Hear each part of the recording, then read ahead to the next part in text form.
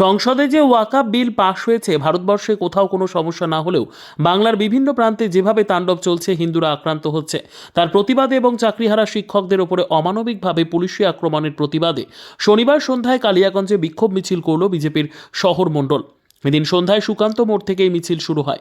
বিজেপির শহর মণ্ডল সভাপতি অপূর্ব রায়ের নেতৃত্বে এই মিছিল নেতাজি সুভাষ রোড ধরে বিবেকানন্দ মোড়ে গিয়ে শেষ হয়।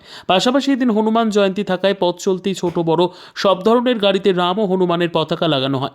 এদিনের কর্মসূচিতে বিজেপির শহর মণ্ডল সভাপতি অপূর্ব রায় ছাড়াও উপস্থিত ছিলেন বিজেপির জেলা সম্পাদক গৌতম বিশ্বাস, জেলা এসসি মোর্চার সভাপতি তারিণীকান্ত রায়, বিজেপির যুব মোর্চার শহর সভাপতি আনন্দ পাসওয়ান সহ অন্যান্যরা।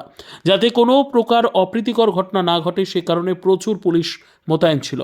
আপনারা দেখেছেন যে বিগত কয়েকদিন ধরে সংসদে যে ওয়াকফ সংশোধনী আইন পাশ হওয়ার পর সারা ভারতে সেরকম কোনো সমস্যা না হলেও এই বাংলায় বর্তমান যিনি মুখ্যমন্ত্রী তার মদদে, শাসক দলের মদদে সারা বাংলা জুড়ে, বিশেষ করে মুর্শিদাবাদ, মালদা, মুর্শিদাবাদ থেকে শুরু করে দক্ষিণবঙ্গের বিভিন্ন জেলায় যেভাবে ভয়াবহভাবে জিহাদি তাণ্ডব চলছে, হিন্দুর সম্পত্তি লুট থেকে শুরু করে, হিন্দুদের বাড়িঘর ভাঙচুর থেকে শুরু করে, গাড়ি ঘোড়া সমস্ত যে আপনারা দেখেছেন, হিন্দু মহিলাদের উপর অত্যাচার থেকে শুরু করে মিডিয়া বহু খবর চেপে গেলেও, সমস্ত ইন্টারনেট বন্ধ রাখলেও ঘটনা কিন্তু অস্বীকার করতে পারবেন না।